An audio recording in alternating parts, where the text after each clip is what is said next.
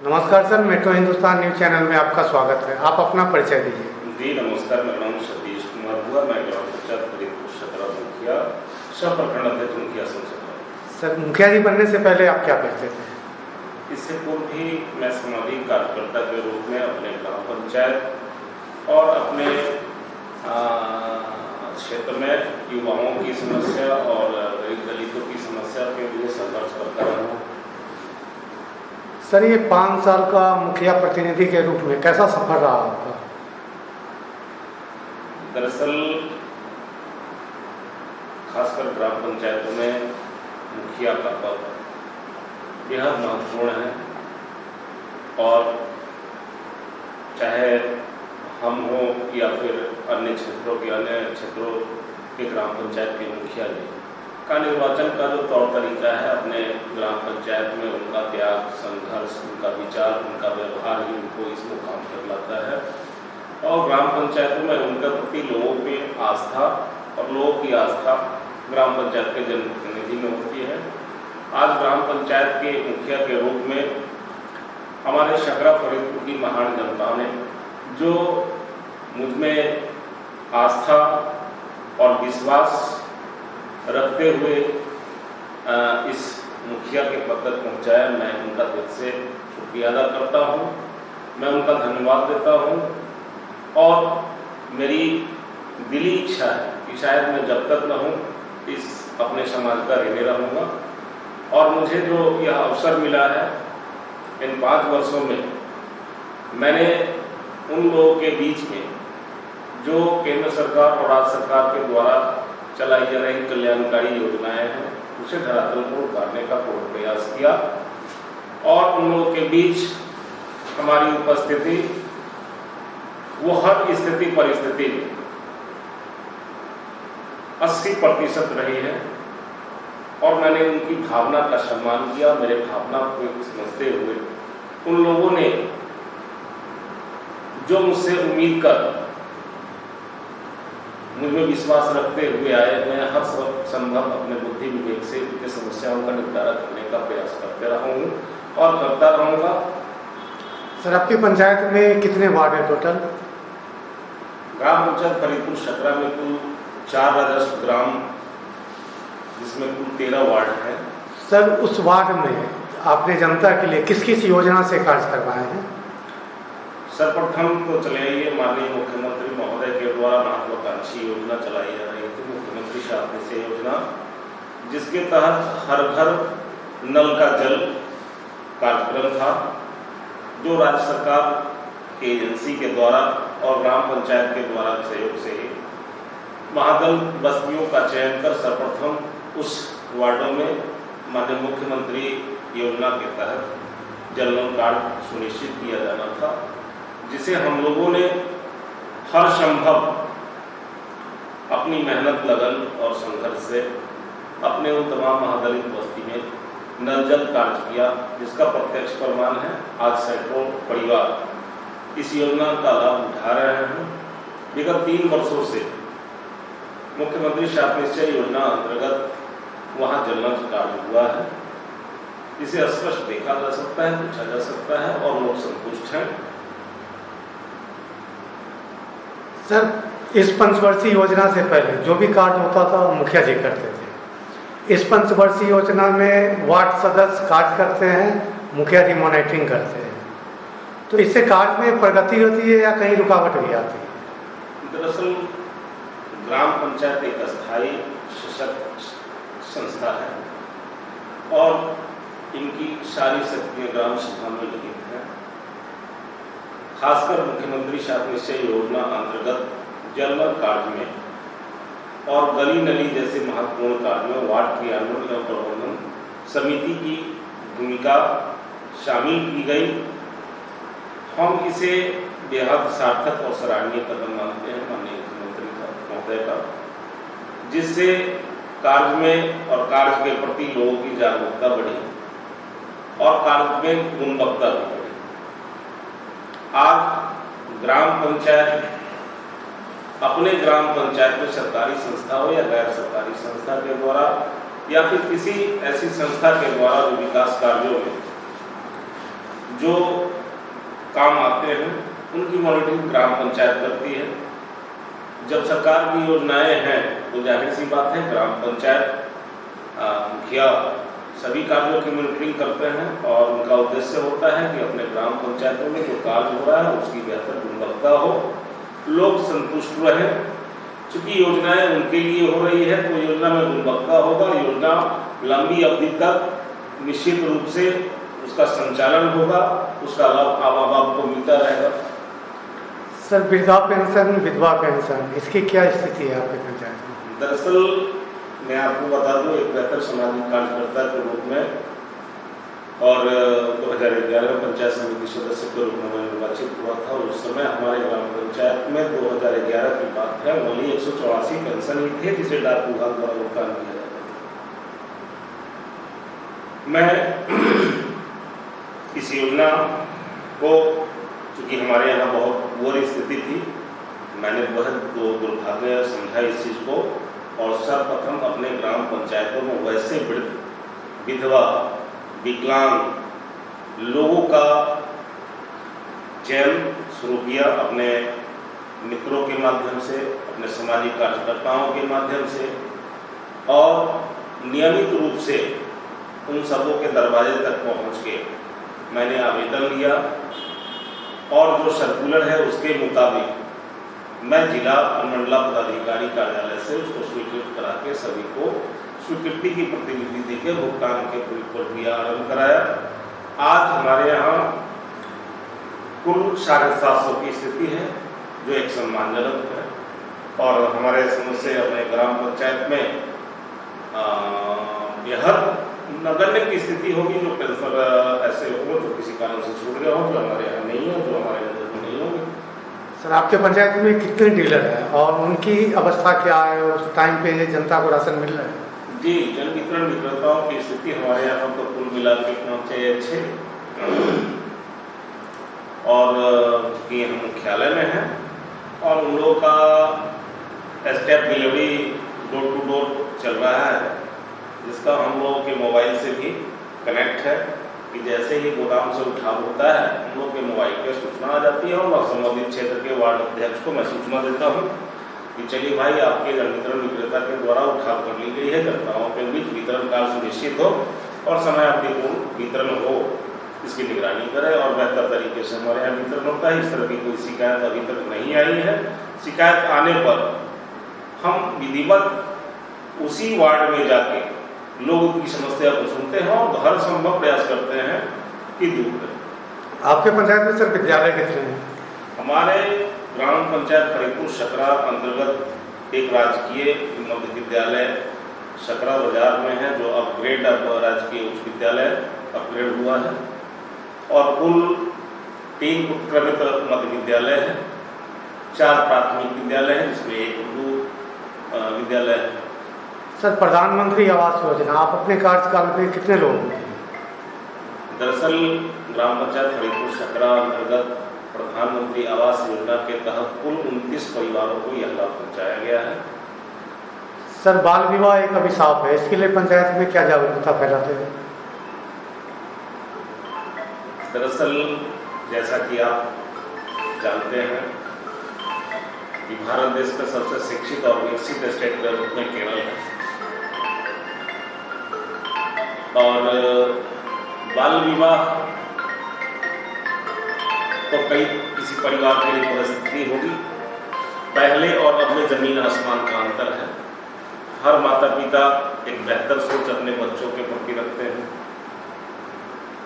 और ऐसी भूल हमको लगता है कि एक शिक्षित और एक समझदार परिवार ऐसी गलती नहीं करते हैं। लेकिन बाल विवाह जो हमारे समाज के लिए एक ऐसी कुरीति थी जिसके लिए केंद्र सरकार, राज्य सरकार समय समय पर जागरूकता के माध्यम से समाज के हर वर्ग में गंभीरता से लिया, जिसका स्पष्ट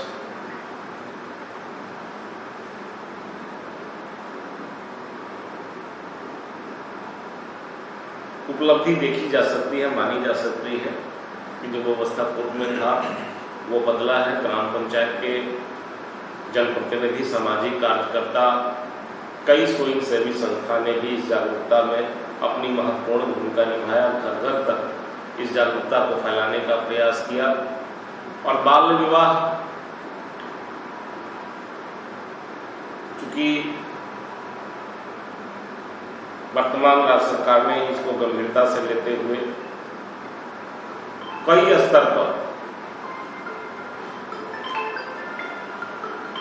अवेयरनेस के माध्यम से इससे संबंधित सभी ICDS, जीविका समूह और भी कई स्वयंसेवी संस्थान हैं जो बढ़ चढ़ के इसमें हिस्सा लिया, जिसका स्पष्ट ग्राम पंचायतों में उपलब्धि देखी जा रही है कि बाल विवाह अब न करने की स्थिति में है, लोग भी जागरूक हुए हैं। सर, बिहार में शराबबंदी है, आपके पंचायत में कितना सक्सेस है? दरअसल माननीय मुख्यमंत्री महोदय का यह 2016 में शराब प्रतिबंधित बनाया गया था और राज्य सरकार के निर्देशानुसार विभाग और सभी महकमे के अधिकारी और पदाधिकारियों ने पूरे राज्य में शराबपूर्व प्रतिबंध हो जिसके लिए असंभव प्रयास करते रहे।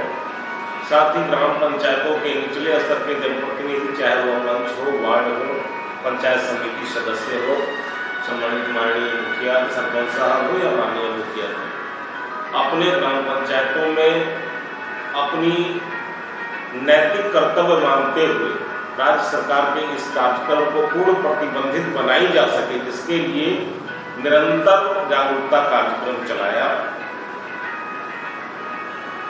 सर, कोरोना एक महामारी है, अभी भी है, इसमें पंचायत में सर आप क्या क्या कार्य किए?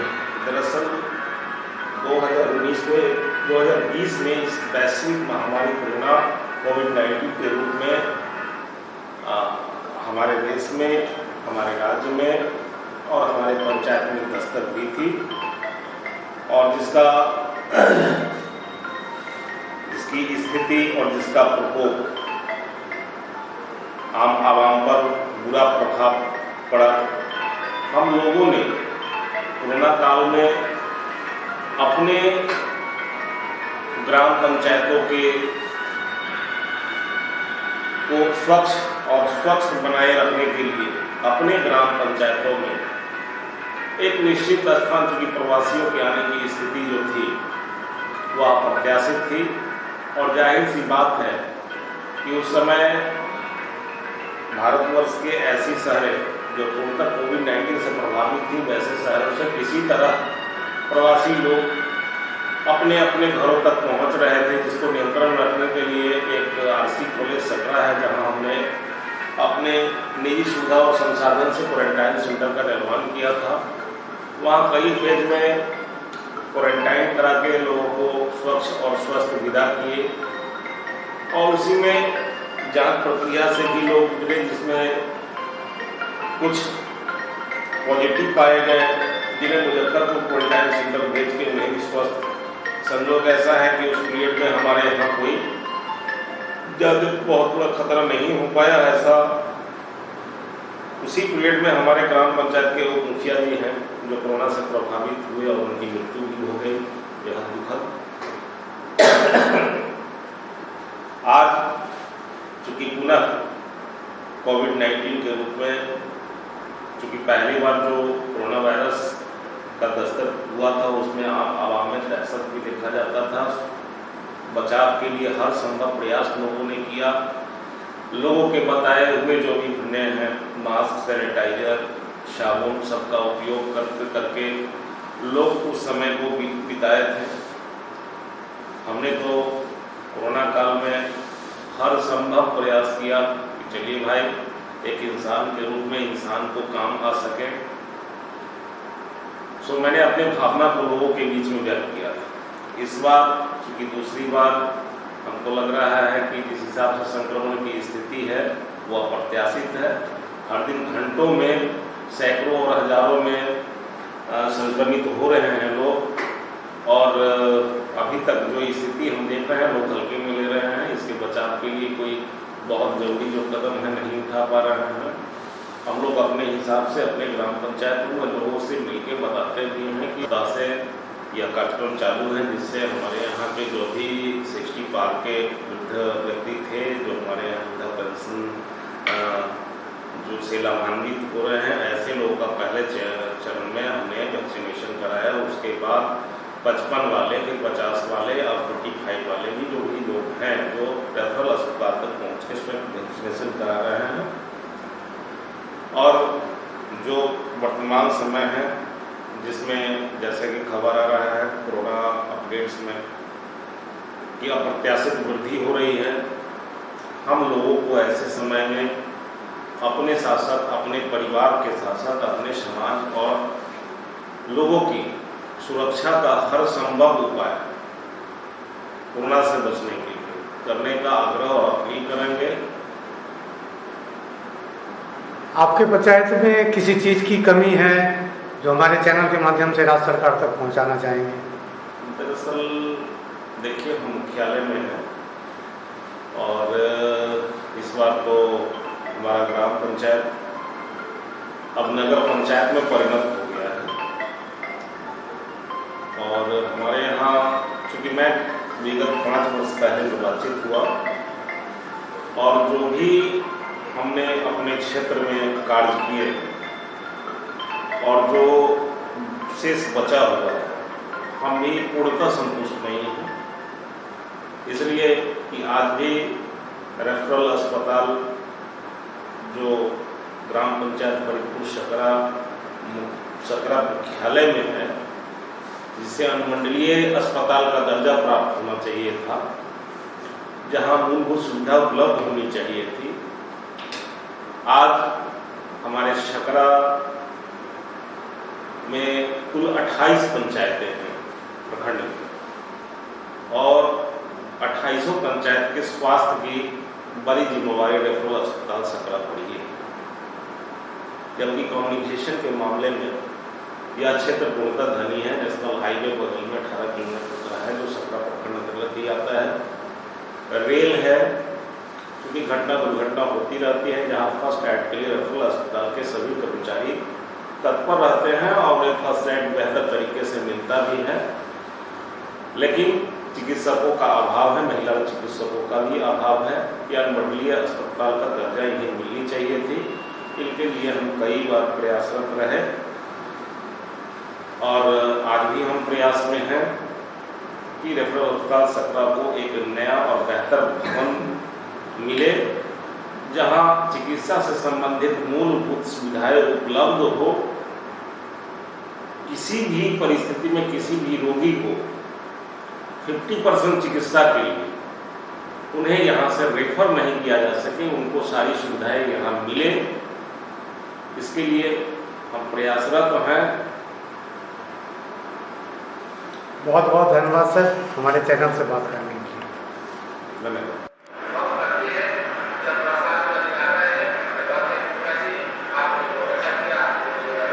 क्या नाम है सर आपको? शैलेंद्र कुमार होगा। किस पंचायत में है? फरीदपुर सकरा पंचायत में। यहाँ के मुखिया जी कौन हुए? सतीश कुमार जी। आप किस वार्ड में आपका घर? 7 नंबर वार्ड में पड़ते हैं। उस वार्ड में सर क्या क्या काम हुआ है आपके यहाँ? और एक तो नल जल योजना की वो निकला है और जितने कच्ची पक्की सड़क की मतलब जो फोलिंग है उसको ढाला उला गया है। और वैसे भी पूरा मार्केट और डिस्ट्रिक्ट ऑफिस मेन हम लोग का जो 7 नंबर वार्ड होगी और पहले से भी प्रोग्रेस है और मुखिया जी के रीजन में भी काफ़ी प्रोग्रेस हुआ है। और किसी चीज़ की कमी है आपके वार्ड में या सभी काम हो चुके हैं? देखिए, सबसे बड़ी बात है काम तो कभी पूर्ण नहीं होता है जी, लेकिन कमी तो रहती है। लेकिन जहाँ तक है सरकार का सब योजना लगभग धरातल पर पहुँच चुकी है। और एक हमारे वार्ड में मोटा मोटी यही है कि बीपीएल की संख्या 9 के बराबर और अधिकांशतः बीपीएल में है।